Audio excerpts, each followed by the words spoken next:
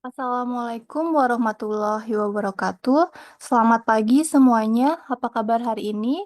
Alhamdulillah kita bertemu di kelas Fisika Statistik, sebuah mata kuliah yang akan membawa kita menyelami dunia fisika dari perspektif probabilitas dan ketidakpastian.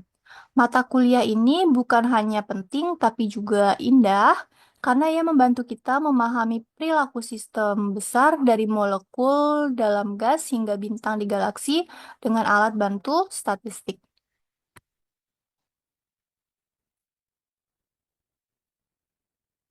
Untuk pertemuan pertama ini, mari teman-teman mahasiswa bayangkan terlebih dahulu, jika seseorang berdiri di titik nol pada garis lurus, lalu setiap detik dia melangkah ke kanan atau ke kiri secara acak, setelah 100 detik, menurut teman-teman mahasiswa, di manakah dia akan berada?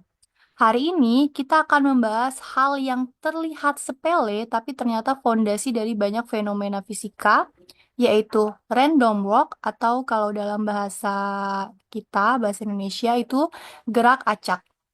Silahkan simak video pembelajaran hari ini dengan seksama, gunakan catatan jika diperlukan untuk membantu pemahaman. Setelah mempelajari materi tentang random walk, buatlah ulang video pembelajaran tersebut menggunakan bahasa dan gaya penyampaian teman-teman mahasiswa sendiri dengan durasi video bebas. Upload video tersebut ke YouTube, kemudian bagikan link YouTube-nya di kolom komentar. Deadline pengumpulan H-1 sebelum perkuliahan berikutnya, yaitu Kamis 30 April 2025. Selamat berkarya dan semoga proses ini membantu teman-teman mahasiswa memahami materi random walk dengan lebih mendalam.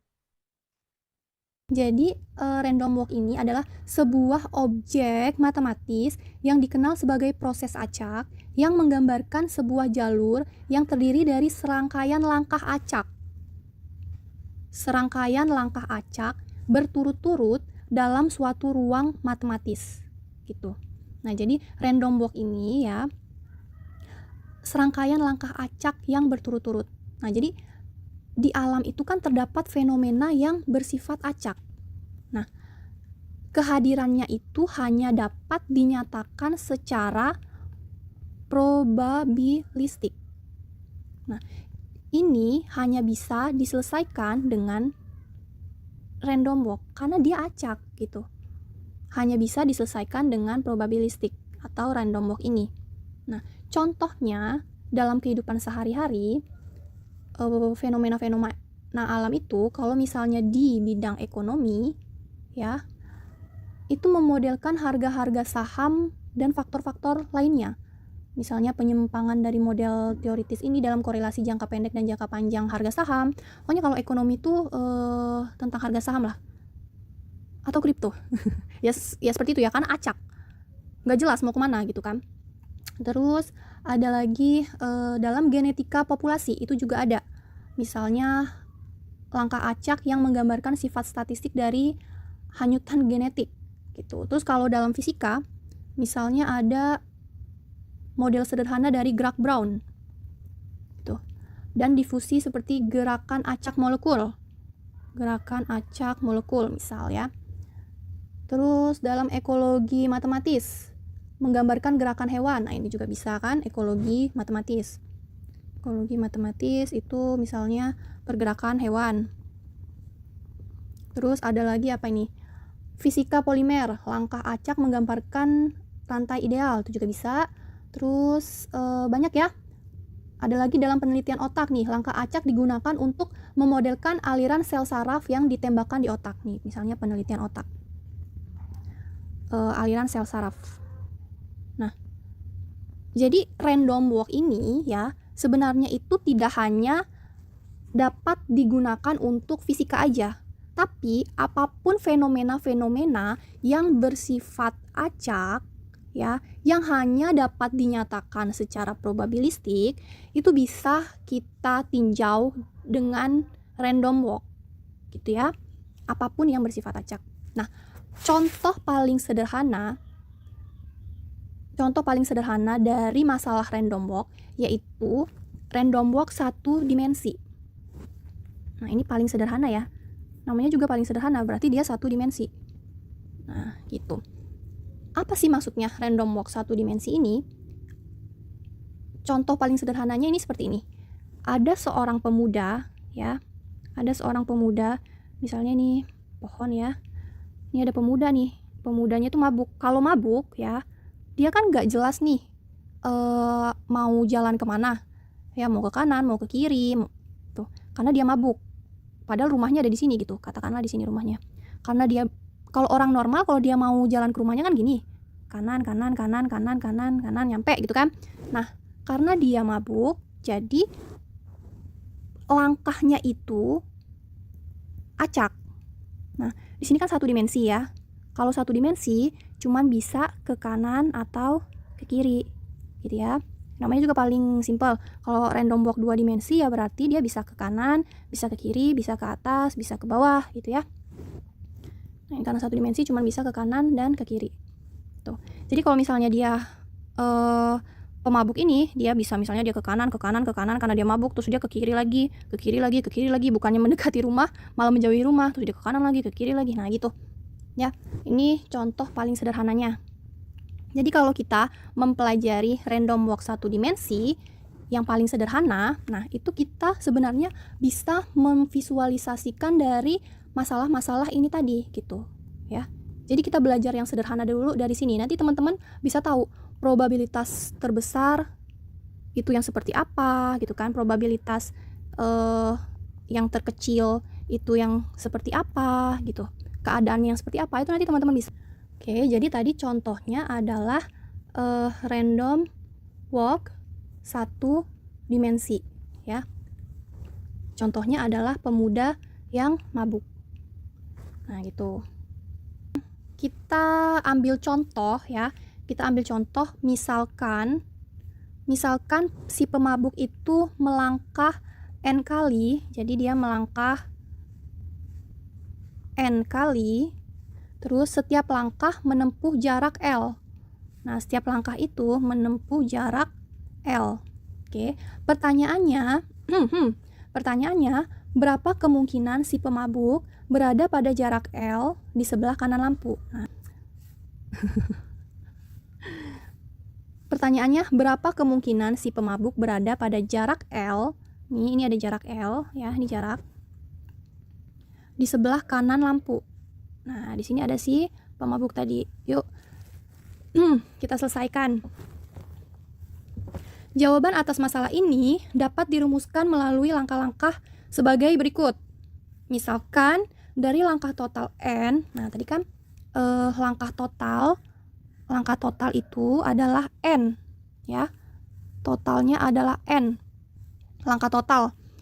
Terdapat bisa aja dia n1 yaitu langkah ke kanan atau n2 langkah ke kiri. Ini walaupun tulisan saya jelek, tapi kan teman-teman bisa mendengar ya, jadi paham gitu apa yang saya tulis. Pokoknya nggak mau salah banget deh. Oke ya.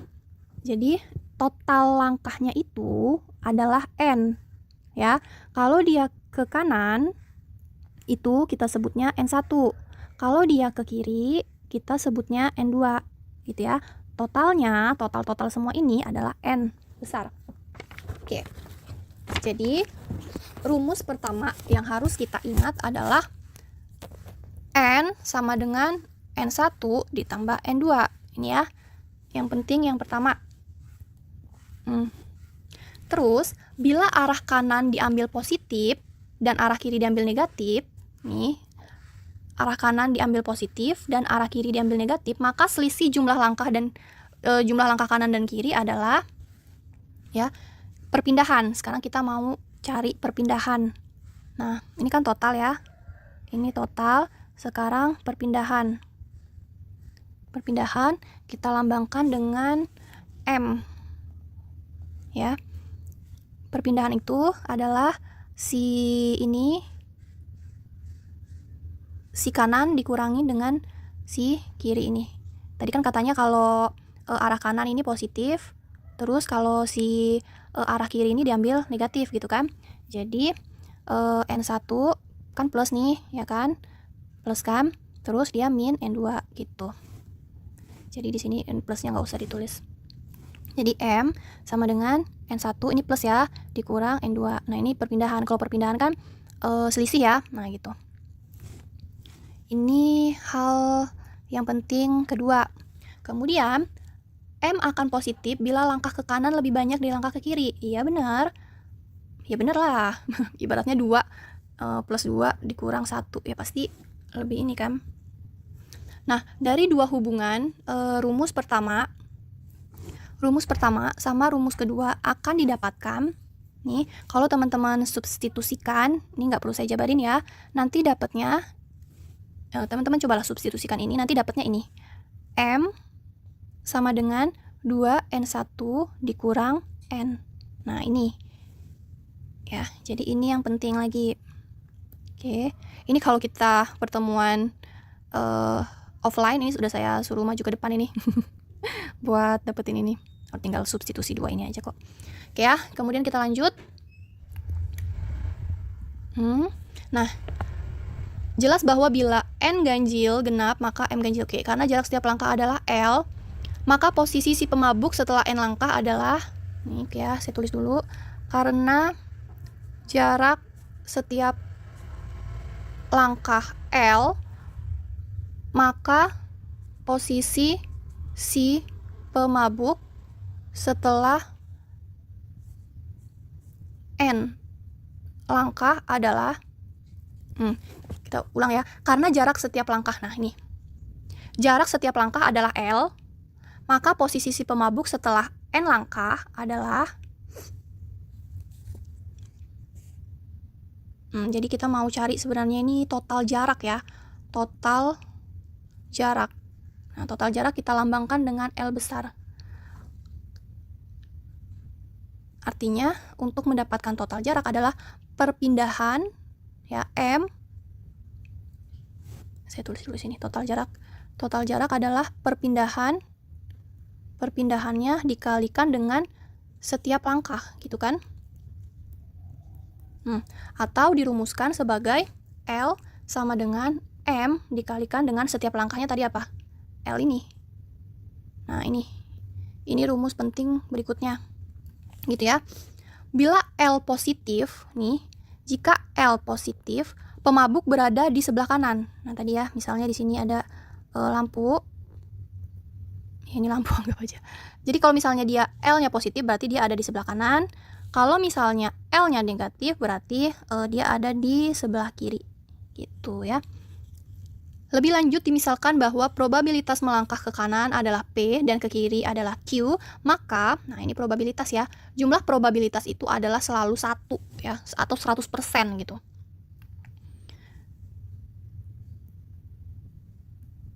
Jadi, probabilitasnya adalah 1 ya, 1 sama dengan P plus Q gitu.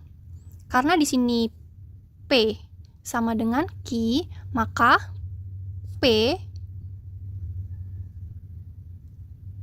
adalah berapa? P plus Q sama dengan 1, P sama dengan Q. Berarti P adalah setengah, Q juga setengah, gitu ya. Ini yang penting berikutnya. Sebenarnya ini yang penting ya. Ini penting, dengan P adalah setengah, Q juga setengah. Tuh.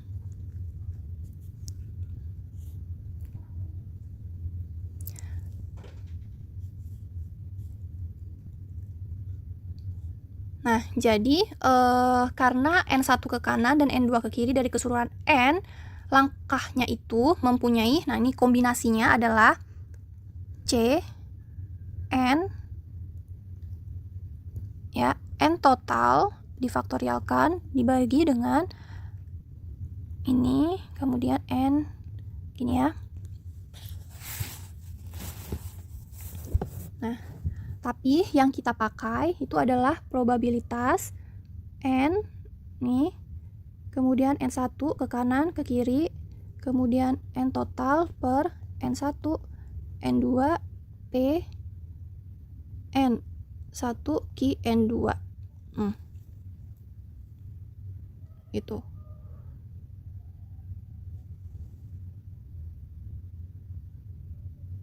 Yang kita pakai yang ini.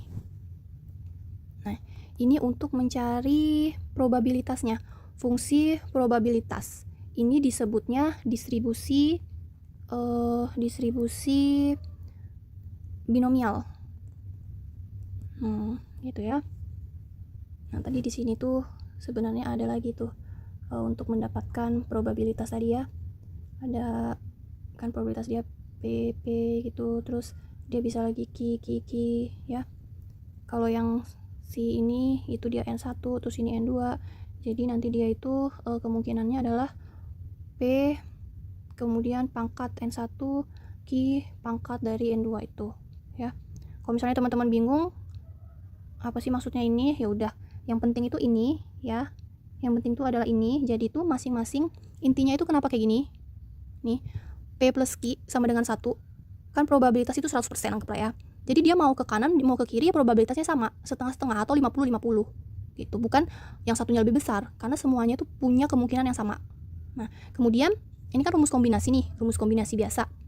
Tapi untuk random walk kita memakai distribusi binomial. Nah, ini sebenarnya sama nih. Ya, cuman dia ada ini tadi. Faktor pengali dari si ini. Si probabilitas yang sama tadi. Gitu ya. Nah, ini kan N total. Ya, N total. Nah, di sini N yang pertama itu adalah N1. Ya.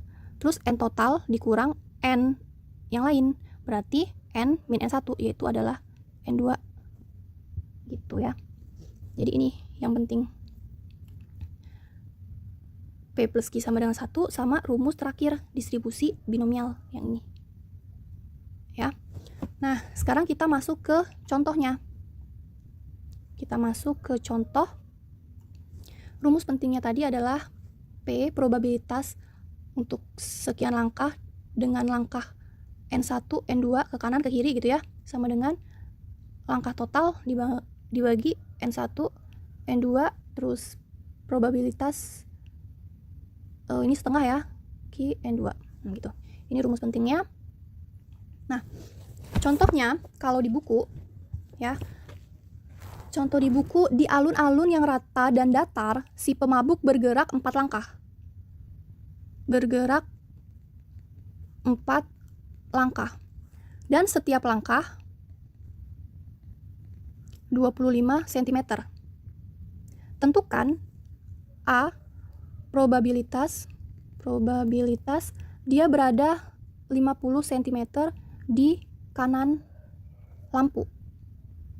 Terus yang B, semua langkah yang mungkin gak usah lah ya, di teman-teman pelajari sendiri. Kemudian yang C bila si pemabuk melangkah 8 langkah dan si mabuk berada 1 meter di sebelah kiri lampu. Oke, kita coba satu-satu dulu lah ya. Bergerak 4 langkah. Ini bergerak 4 langkah artinya N-nya adalah 4 ya. Kemudian setiap langkah 25 cm.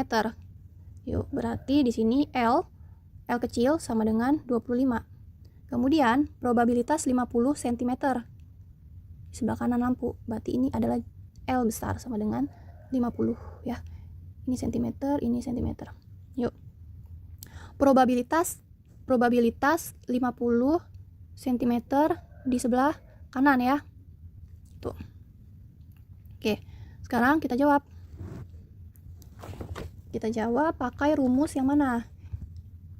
Rumus yang penting-penting tadi adalah ini ya. N sama dengan N1 plus N2, itu kan yang penting. Terus M sama dengan N1 min N2. Kemudian atau M sama dengan 2N1 min N, atau kemudian ada lagi rumus penting L sama dengan M kali L. Gitu ya. Sama rumus yang ini. Oke, sekarang kita udah dapet ini.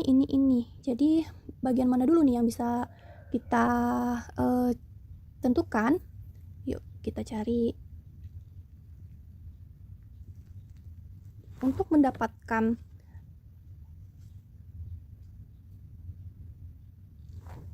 L ya, kan M kali L ya. Berarti kita dapat nih M-nya sama dengan L besar dibagi dengan L kecil sama dengan 50 dibagi dengan 25. Nah, nih 2. Jadi perpindahannya adalah 2. Yang pertama. Kemudian kita mau yang mana? Kita belum tahu nih N1, N2-nya berapa, kita nggak tahu kan? Jadi kita pakai yang ini. Karena kita tahu N. Ya, jadi M sama dengan 2N1 dikurang N. Sama dengan M-nya 2, di sini 2N1 dikurang N. N-nya berapa? N-nya 4. Gitu. Jadi 2N1 sama dengan 2 plus 4 sama dengan 6. N1 sama dengan 3. Oke, kita udah ketemu N1 sama dengan 3, berarti N2-nya berapa? N2-nya adalah ini ya. Nih. N sama dengan N1 plus N2. N yang ini kan 4 sama dengan 3 plus berapa? Berarti N2-nya 1. Oke, kita udah ketemu nih yang faktor-faktor pentingnya ya. Yuk, kita udah ketemu nih ya. Kita udah ketemu N-nya ini. Kita ketemu N1-nya ini. Terus kita ketemu N2-nya ini. Dah, tinggal kita masukkan ke rumus ini. Yuk, kita masukin. Jadi, P probabilitas 50 cm di sebelah kanan ya. Artinya P dia tadi ke kanan 3, ke kirinya 1. Gitu. Sama dengan 4 faktorial dibagi 3 faktorial, 1 faktorial, kemudian setengah pangkat 3 setengah pangkat 1. Ya. Ini tadi tuh rumusnya gini loh. P N gitu ya. Sama dengan P N1, N2 gitu kan, sama dengan tuh N N1, N2, P N1, Q N2 itu ya. Ini N1 gitu kan, terus ini N2-nya ini N-nya 4, terus N1-nya 3, N2-nya 1 itu kan. Terus yang P-nya tadi kan setengah pangkat N1 3 ya. Terus Q-nya setengah, N2-nya pangkat 1. Itu dari rumus yang tadi ya. Ini saya hapus. Nah, sekarang kita selesaikan ini. Ya, sama dengan langsung aja 4 faktorial, berarti kan 4 kali 3 faktorial ya. Per 3 faktorial, 1 faktorial. Ini 1, 1. Coret-coret, setengah dipangkatkan 3, 1/8, setengah pangkat 1 ya setengah. Jadi 4 dibagi 8 kali 2, 16. Sama dengan berapa tuh? 1/4 ya. Jadi probabilitasnya adalah 1/4 atau 0,25. Nih, udah selesai. Ini probabilitas dia ada 50 cm ya. 50 cm di sebelah kanan lampu. Ya, probabilitasnya adalah 0,25. Hari ini kita baru membuka satu pintu kecil menuju dunia yang sangat luas, dunia di mana ketidakpastian justru menjadi jalan masuk menuju pemahaman yang lebih dalam. Random walk, meski terlihat sederhana, ternyata mampu menjelaskan fenomena luar biasa, mulai dari gerak partikel dalam gas hingga pergerakan populasi, dari algoritma pencarian hingga langkah acak seorang pemuda mabuk. Bayangkan, seorang pemuda mabuk yang pulang ke rumahnya nih dalam keadaan mabuk, kemudian ia berdiri di pinggir jalan, dan setiap langkahnya tidak pasti, kadang ke kanan, kadang ke kiri, tanpa arah yang jelas. Meskipun secara rata-rata ia mungkin tetap dekat di titik awal, tapi kita tidak bisa menebak pasti di mana dia akan berakhir setelah 100 langkah. Disinilah keindahan fisika statistik dari perilaku acak yang tampak tak bermakna, ternyata muncul pola dan hukum yang dapat dijelaskan secara sistematis. Oke, jadilah ilmuwan yang tetap penasaran, jadilah mahasiswa yang tetap penasaran, tetaplah bertanya mengapa dan tidak mudah puas. Karena bukan kepastian yang membuat kita berkembang, tapi rasa ingin tahu di tengah ketidakpastian yang membawa kita lebih jauh. Terima kasih atas perhatian teman-teman mahasiswa hari ini. Tetap semangat belajar dan sampai jumpa minggu depan. Wassalamualaikum warahmatullahi wabarakatuh.